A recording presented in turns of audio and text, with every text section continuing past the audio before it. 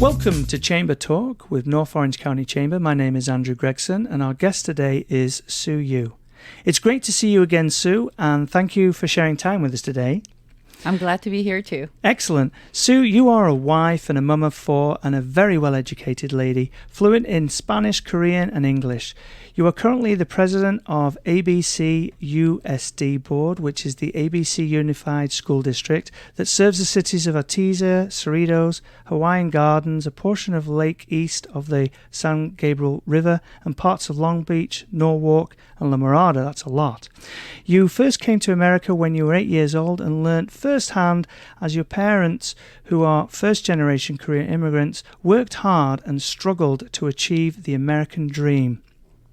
Sue, you graduated from UCI with a BA in social ecology. Thank you very much, which I personally think would be a great advantage to anyone in business. And then you also have a master's in theological seminary. Excellent. Now, could you share how your education and background assist you in every day? Sure. First of all, thank you, Andrew, for having me and giving me this opportunity to share with North Orange County residents and introduce myself. I always knew and I always had passion in helping and working with people.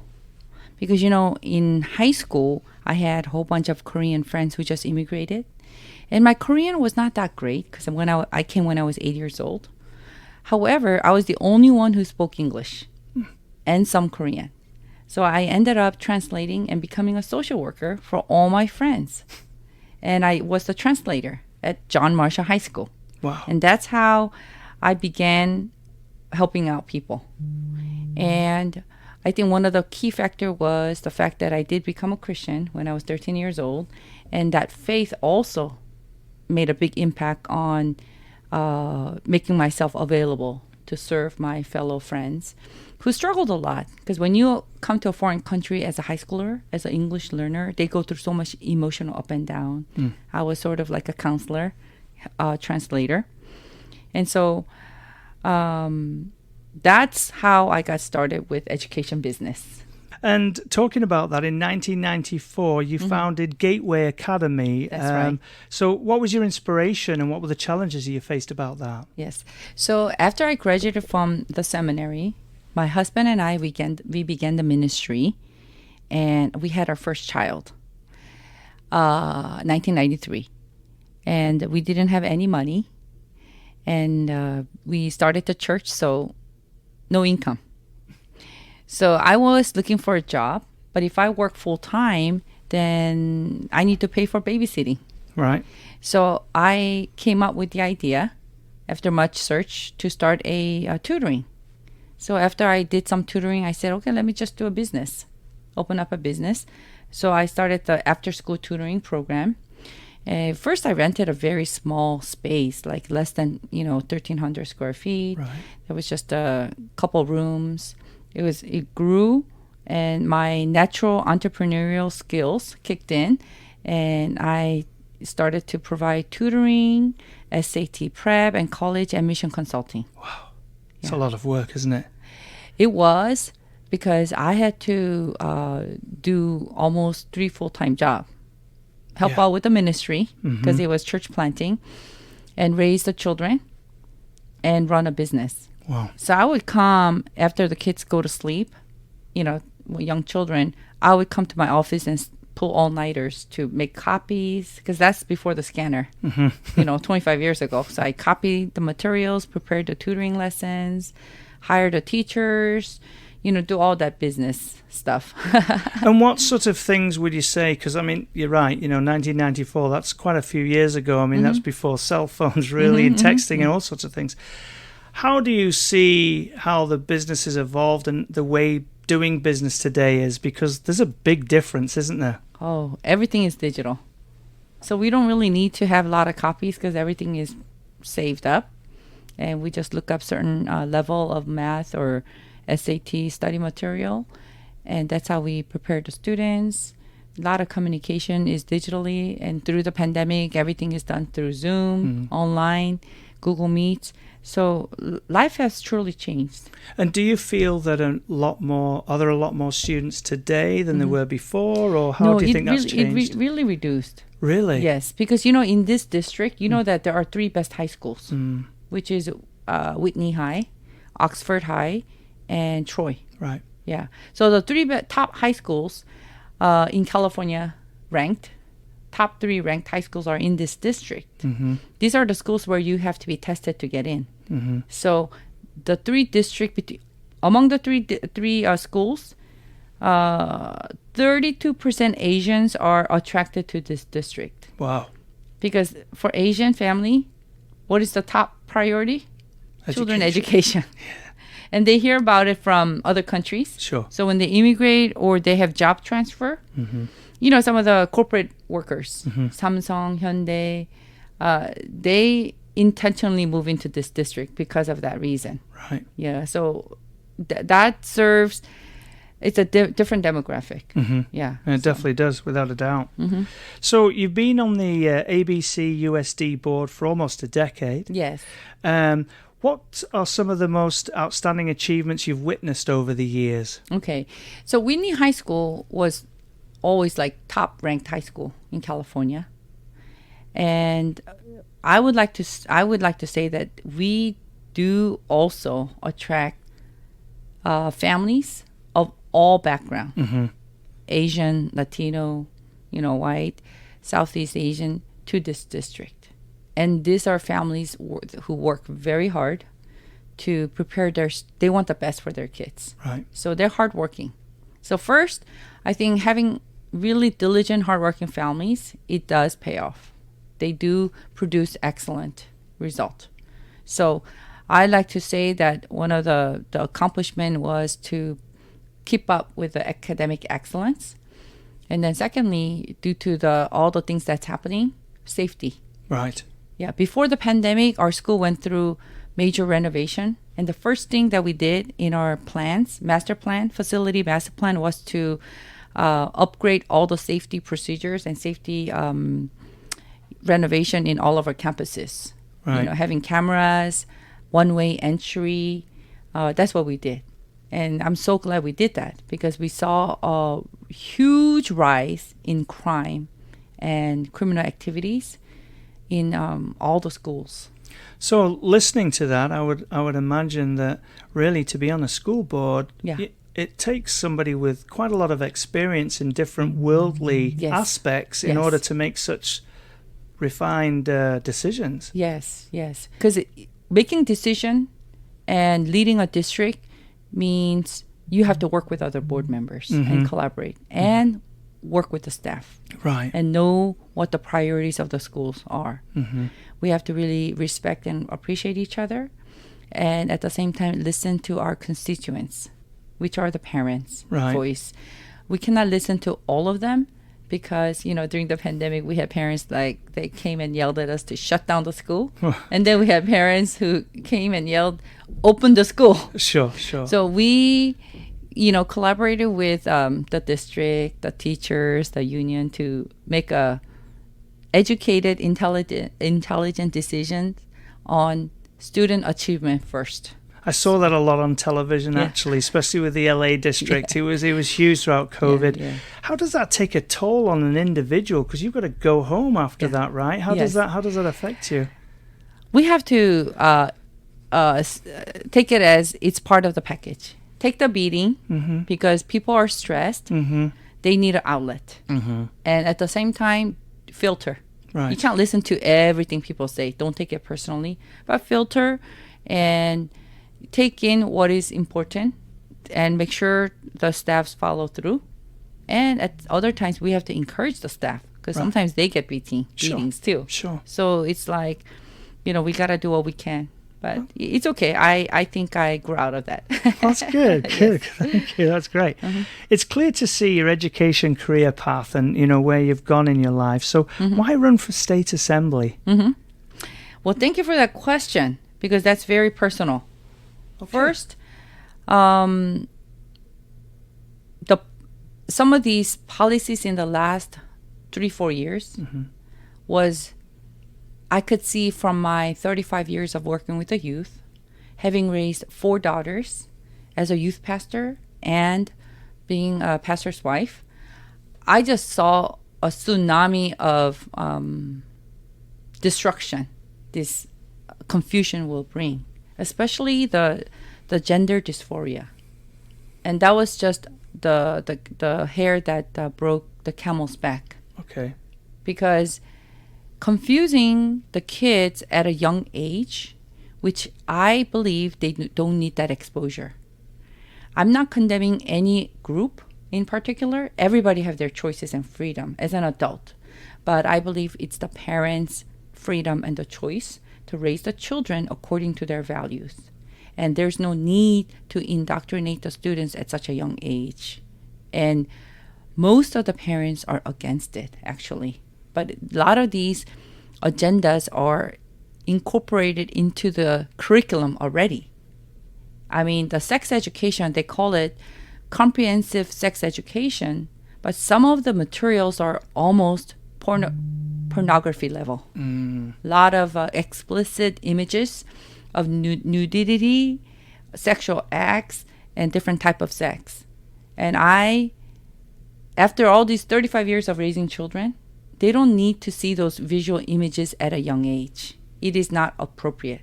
And just out of interest, I mean, I personally am asking, I suppose, in a way, what age was this considered to be a starting point at? Age 10.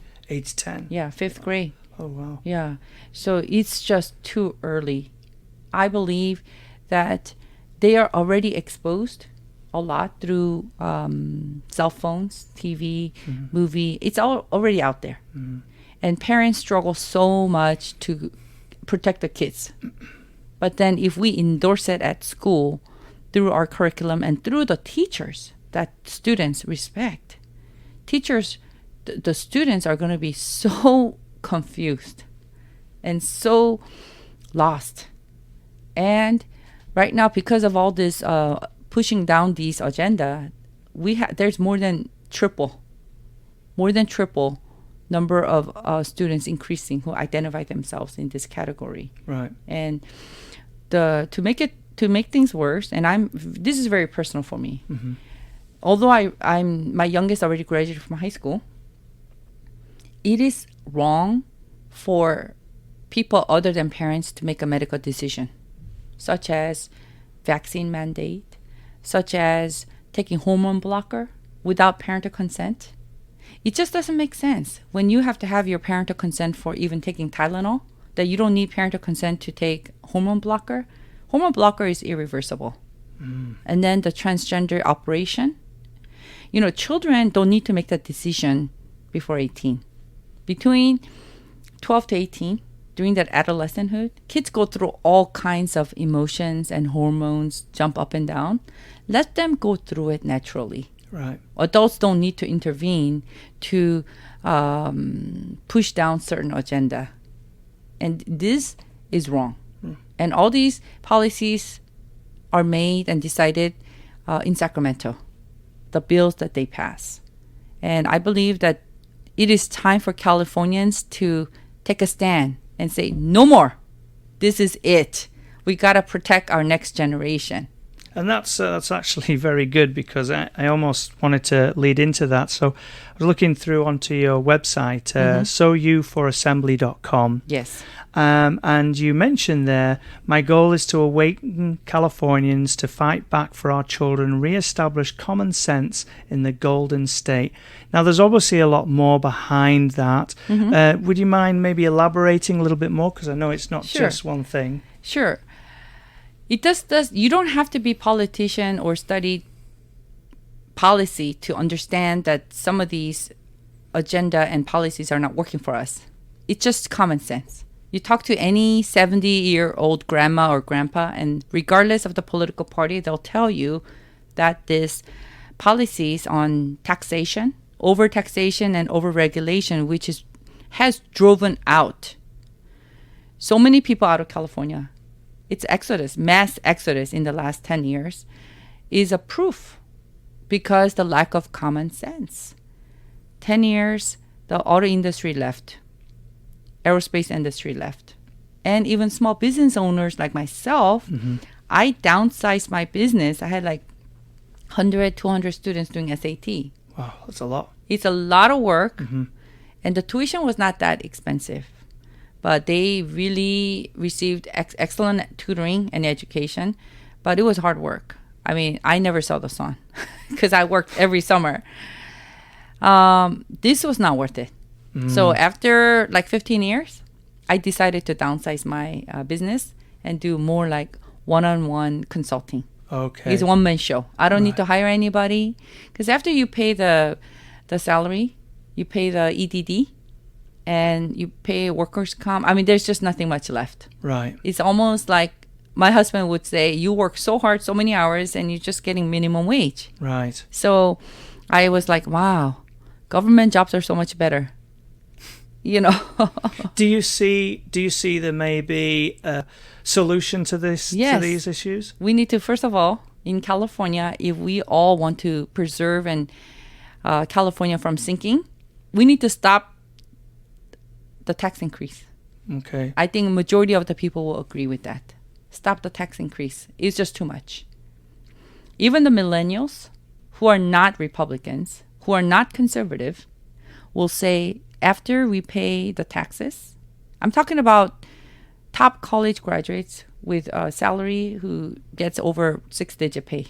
Okay. After you pay the tax, a little bit of student loan, they don't have much left. They barely have enough. They just have enough to live by, but they cannot buy a house. And many of them have thoughts. They have friends who are thinking about moving out. So this is a reality of California, and I hope that we can wake up. And many people already know, but few people are very afraid to speak out loud about these policies and issues that's just making it hard for Californians to retire. Do you think speaking out could also be, as generally we don't know everything that's going on? I think there's a lot of fear. Cancel culture, there's a lot of fear. A lot of propaganda in the news, in social media. They're always pushing down their agenda. If you don't think this way, then you're a terrible human. So that whole drive for diversity, equity, and that's just all there. So if you speak against it, even have a different opinion, that's not acceptable. So when I talk to people one-on-one, I would have to say I have not met a single businessman. And for Chamber of Commerce, I think this applies to all the members who own business, regardless of your political party. Everyone that I come across agrees that something has to be done.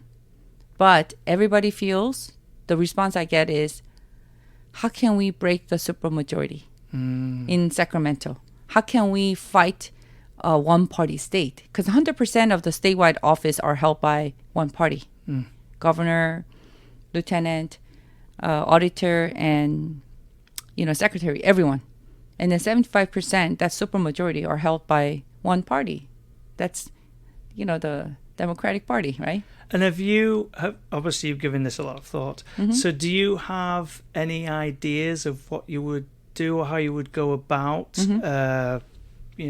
fixing this or changing things? Or? I'm a mom Right. of 4 children. I love my children. I love my niece and nephews. And I love all of our children, that I would like to put myself out there to rebuild and reform California. Because this used to be the Golden State. This was the best place to be. We have the best weather, best opportunity, best economy. Immigrants come. Within 10 years, you're able to really work hard and achieve your American dream. Yeah. Now, today, we have fallen so low. And people are so discouraged and in despair.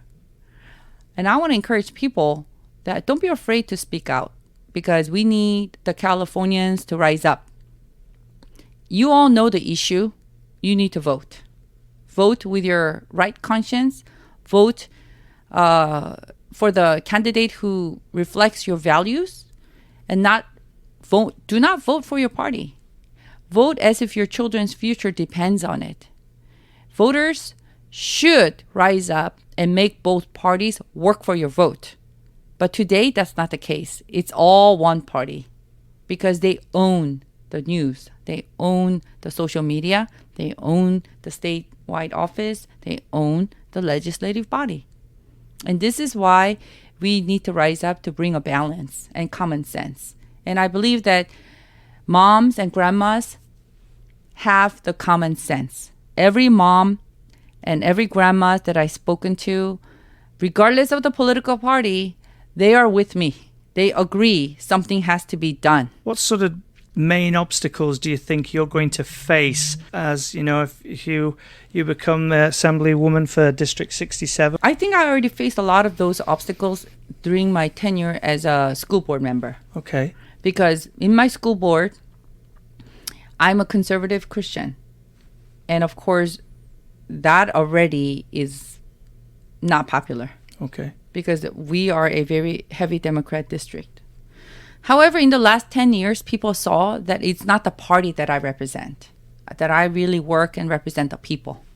And the people who know me, they always share and thank me for my position in a lot of things and my comments and how I'm fair.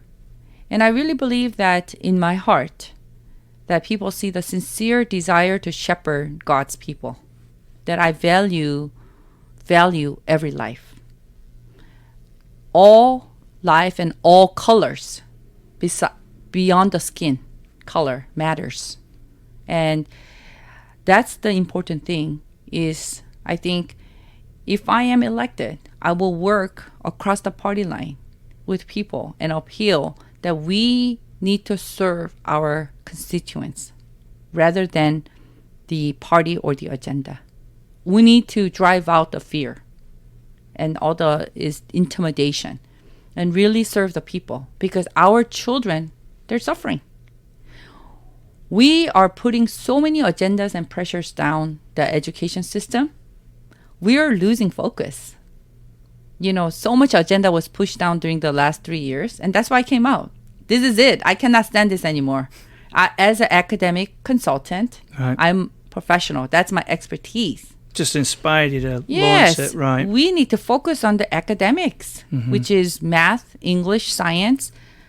We need to prepare our students to be competitive, not just in our district, but nationwide and internationally. And we do have potential.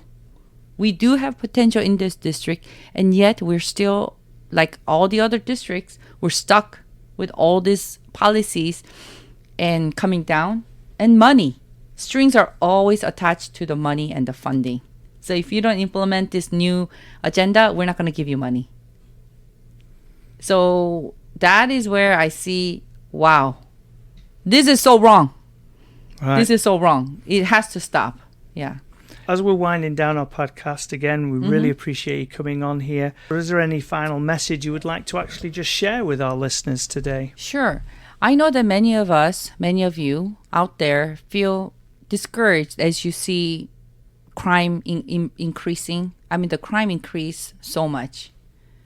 The inflation, the homelessness increased 20% in the last 10 years. Think about it. Think about your vote will determine the future of your children.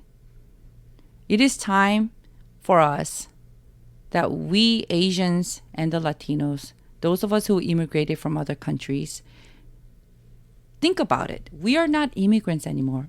We need to take ownership of our state, and we need to work together to bring our Golden State back on track and know that in your conscience, your vote will determine the future of our children. We have differences, but this is a time that we need to work together. Remember, Sue Yu is here to represent your values. So if you don't help me support and protect our children and bring our Golden State back, I'm going to sue you. I'll end with that. Oh, wow. Okay. You should have been an attorney. Yeah. So as we end that, we'd like Yes. to thank you all for listening, and we invite you to join our email list by visiting nocchamber.com and selecting sign up for news at the top of the page. For more interviews, follow us on Podbean's Chamber Talk with NOCC. Thank you very much, Sue, for coming in today. Thank you very much for having me, Andrew.